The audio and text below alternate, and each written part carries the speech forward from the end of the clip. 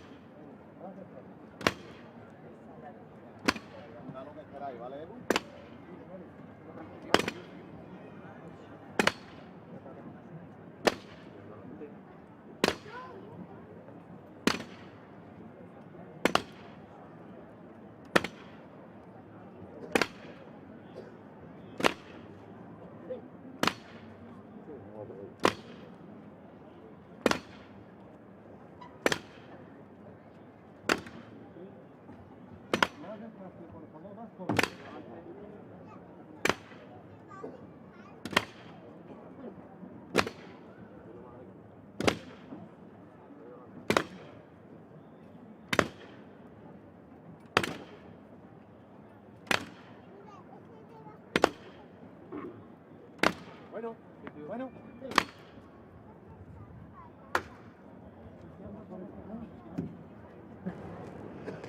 Vemos ese primer plano de las mujeres. Yo creo que además es una obra de Luis González Rey con una belleza plástica fantástica. Cómo representa además esa mujer anciana, ese dolor, ese sufrimiento y sobre todo cómo mira al Señor, ¿no? Como diciendo, tú estás ahí, eres Dios, eres el Hijo de Dios y mira lo que te están haciendo, ¿no? Yo creo que es una gran obra de Luis González Rey. Además, una expresividad que muchas veces en las imágenes secundarias no estamos acostumbrados a ver, porque pues, muchas imágenes secundarias, que en eso sí que es un avance natural que ha tenido la Semana Santa, desde el punto de vista que antiguamente muchas imágenes secundarias se hacían prácticamente por hacer como relleno, y ahora sí que se cuida mucho más. Entonces, muchas veces no le prestamos atención, pero tienen muchísima también interés y también muchísimo, pues un poco todo lo que rodea esa imagen es bastante interesante siempre. Estamos hablando de imágenes secundarias en una tarde donde vamos a ver unas imágenes secundarias de un gran valor, que son los sayones de columna, pero que son feos intencionadamente. O sea, suena muy mal lo de feos, pero que se hicieron con esa intención para demostrar que ellos eran los malos y que el Señor era el bueno, ¿no? Al final, antes, cuando se realizaban las estaciones de penitencia en otra época y no había esa cultura escrita, que la gente, o no había tanta cultura para leer, era una manera de acercar en este caso el Evangelio a las personas que no solían hacerlo, no podían leer o no sabían leer. Y al final era una manera de identificar: Jesús es el bueno, el sayón, el romano, Pilato es el malo. Sí, sí. No, al final, yo supongo que la mayoría de telespectadores lo sabrán, pero la Semana Santa, su sentido es ese, es la catequesis plástica, sobre todo en un momento, aunque hay procesiones previas que se datan, pero sobre todo en todo el marco de la Contrarreforma protestante, ahí es cuando la Semana Santa ebulle como una respuesta a lo que era la doctrina protestante, y esa religiosidad popular se pone en valor. Y al final, pues en un momento en el que, como tú bien dices, el acceso a lo que era pues, la cultura, los textos escritos era muy limitado, tanto por el dinero como porque directamente la gente no sabía leer ni escribir, pues era fundamental que hubiese algo que plásticamente tuvieses lo que representaba y que alguien te lo pudiese explicar sin necesidad de leerlo. Y esta es la manera en este caso era la mejor manera de hacerlo. Ya ha ordenado Gerardo Navarro el que la cuadrilla comience a andar para subir esa rampa que da acceso al interior de la Santa Iglesia Catedral. Hoy recibe a las hermandades del día el Padre Jesús García Cornejo, al que nos ha alegrado muchísimo ver en la jornada de hoy, que contaba además que ayer estaba en Puerto Real, que estaba atendiendo a las hermandades de allí, pero que hoy, con su cometido dentro de ese Cabildo Catedral, pues estar aquí en la Catedral de Cádiz, y nos alegramos muchísimo de ver al que fue, entre otros, párroco de la iglesia de San Lorenzo. Una alegría de verdad que sí, que esté aquí en Cádiz otra vez.